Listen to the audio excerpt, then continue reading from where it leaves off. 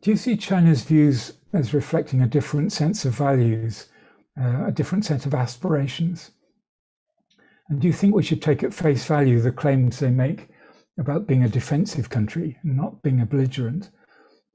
They complain about the US being number one in the world and not letting other powers shape the rules of the international order, which have been set by the USA. They talk about a community of destiny for all mankind, win-win solutions, cooperation, and so on. And they put the focus on equitable development throughout the world and an inclusive world order that brings in other powers. So how much weight do you give to that set of values in Chinese foreign policy as opposed to power-based considerations?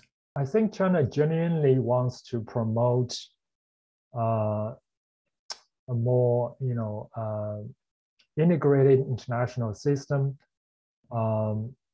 build deeper and more constructive economic cooperation, technological cooperation, so that all nations would benefit from working with each other.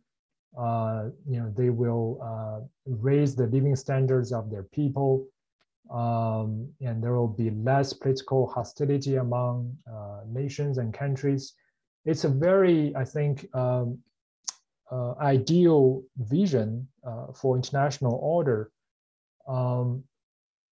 But the thing is, China really focuses on the material interests of people and of countries, and take a more dismissive view about values, and especially Western values. China thinks the fundamental challenge to a constructive and peaceful and prosperous international order is that Western countries wouldn't leave China alone. And they have to pick troubles with China on the political front. They have to criticize China's human rights, China's domestic policy. Why can't they just leave China alone? If they stop picking troubles on those issues, China will be more than happy to work with other countries to build economic cooperation. China believes in the effects of globalization. China is a major beneficiary of international economic cooperation, globalization. China wants all that to continue, but China doesn't understand that Western countries value so much about their values and principles. Human rights, democracy, rule of law, freedom of speech, religion, those are part of the Western identity. So they cannot afford seeing those basic values being undermined in other parts of the world. So that's the part that China doesn't get, or in some sense, because of the Chinese top priority to maintain regime security and political security, China cannot afford having a candid discussion about those issues, because China sees those discussions themselves could pose a direct threat to regime security and political security. So in some sense, China does not have the capacity to have that type of conversation with Western worlds. So China's vision is, if we can make Western countries just drop those political issues, we can all enjoy economic prosperity together. So that's, I think, China's vision of international order. Everyone takes care of everyone's own business. No more interference. But I think the issue is China itself does not have concrete ideas about what's the conditions for achieving that type of ideal international order. China believes in economic globalization. China wants to see greater and deeper technological cooperation. But on the other hand, China itself in recent years is really emphasizing the importance of China becoming self-reliant on key economic in key economic areas and in key technological areas. China, is promoting the vision that China will become self-reliant in terms of supplies of major materials and technologies and resources. If Western countries, continue this political pressure and blockade against China, China can't function on its own. So it's driving the nation towards achieving greater self-reliance in all these key economic and technological areas. But I don't think China understands the implication of that. If all the other countries see China as promoting self-reliance, that means China will gradually become safe from Western supply chains. And if Western countries continue to depend on China's supply chains, that will make Western countries unilaterally vulnerable to Chinese, so-called coercion or pressure. So China's own policy of pursuing self-reliance will drive other countries also to pursue similar policies. So we may end up in a world where the two sides become increasingly decoupled economically and technologically, even though deep down in China's heart, it wants to see a different world. So there is real tension between China's strategy and its policy at the practical level. I haven't seen effective Chinese efforts to reconcile those tensions. So I'm afraid as a result, we may see China implementing policies that are counterproductive to its own vision of achieving a peaceful and independent and co-prosperous international order. In that regard, Dong, Chinese leaders have talked about constructing this community of a shared future for mankind, which has got to focus on equitable development, cooperative security, and a politically inclusive world order. What is the Chinese idea of cooperative security in this particular worldview? What does it mean in practice, and what are its implications for arms control, crisis management, or developing security regimes which can accommodate the interests of the US, China, and other relevant parties? Unfortunately, I haven't seen Chinese government or even Chinese experts really elaborated on what the cooperative security means in the Chinese documents. My personal understanding is it reflects a very basic and simple vision, which is all nations commit to befriend each other, and they drop hostilities, and therefore they can, all their security can be increased by working together with each other rather than working against each other. But in the Chinese understanding, a key variable in deciding the security relations among nations is their strategic intent, right?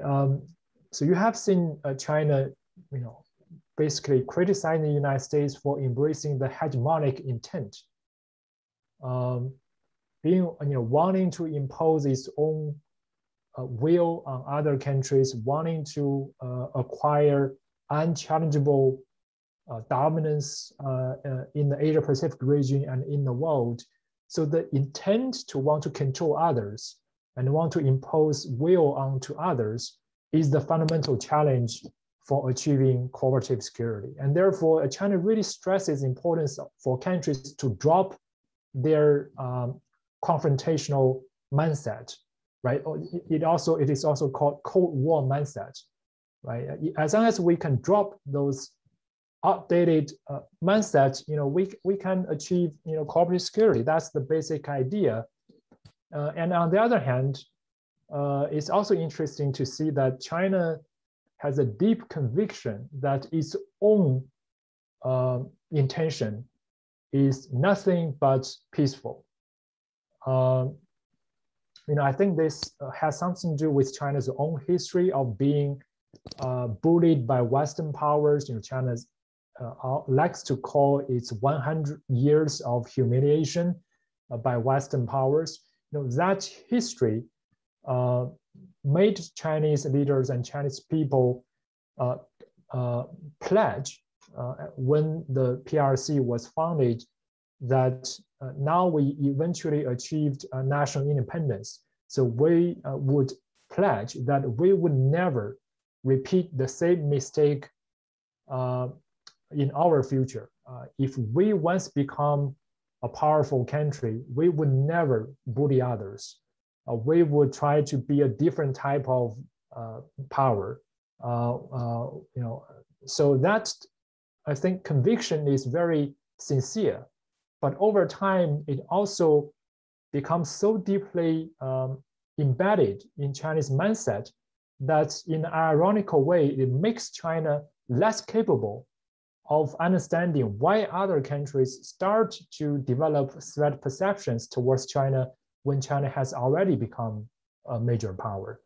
When China starts to exercise its growing power to advance its territorial interests, to defend its perceived national interests, China has a real hard time understanding why those behaviors are problematic from external perspective, because they are internally already deeply convinced that anything China does is for the noble goal of pursuing peace and to defend China's own interests. China would never aim to threaten other countries. So I think that is a major factor in China's psychological thinking. And therefore, you have seen increasingly Chinese experts arguing that China is inherently a peaceful country. And this took place in an environment where the government is really promoting this narrative throughout the society that China is responsible, China is peaceful, China is pacifist in nature. And therefore, all the issues, all the troubles must be the problems of other countries. They cause the troubles. They are the ones that are aggressive. China is simply trying to defend itself. So when this national narrative becomes so strong and so overwhelming, and this narrative has been maintained for decades and only enhanced in recent years, it convinces every Chinese, including ordinary people and experts and officials, that China can, by definition, China cannot be a bully. China is an inherent peaceful nation, and it's really, impressive to see this repeated by China's paramount leader at the recent US-China virtual summit. And Chinese president just told President Biden that in Chinese DNA, China is a peaceful country. China does not have the capacity to threaten others. Can I intervene here, just to get you to reflect a little bit on, if China is pursuing a peaceful policy like that, then how do you explain the sort of the 150 military aircraft that tried to penetrate Taiwan's air defense identification zone in October? And how would you explain the modernization and expansion of China's nuclear arsenal from, what we thought of as 200 warheads to 700 by 2027 and possibly 1,000 by 2030? These sorts of acts are considered, provocative, even if China feels that they're defensive. That's exactly because China has already drawn the conclusion that China is peaceful and pacifist, and therefore it's necessary for China to build its power of self-defense to counter perceived more hostile policy from the US and other players. China, if you read Chinese newspaper, when there is issue with India on the border or with Southeast Asian countries over South China Sea or with diplomatic troubles with UK or European countries or Australia, the headline of the news are always, the responsibility is squarely with their mistakes. They, threaten China. They wanted to change status quo, and China has nothing to do with that, and therefore it's the responsibility of others to correct their behavior. So when it comes to Taiwan Strait, the Chinese mainstream perception is, firstly, is the pro-independence Tsai Ing-wen administration that is gradually pushing for more international status for Taiwan, is pushing for higher level diplomatic recognition by Taiwan. And then that pro-independence policy is exploited by other Western powers, especially the United States, who have an inherent agenda to contain China's rights. And therefore, the US and others are taking advantage of this, and they encourage and embolden Taiwanese politicians to go even further down that road. They helped Taiwan strengthen ties with international organizations. They supply Taiwan with more weapons. So it's those countries, they try to change the status quo, and they force China to take countermeasures by building up China's own power in case China has to defend its own interests. Again, as I said, China feels that all those issues are squarely China's own internal affairs. There is no space for other countries to interfere or even to comment upon. And that's the national narrative being thoroughly and systematically promoted within a society. No one here challenges that premise. And therefore, everything China does is purely justified by responding to others' provocation in the first place, and also justified by the fact that China is only pursuing a self-defensive and legitimate objective.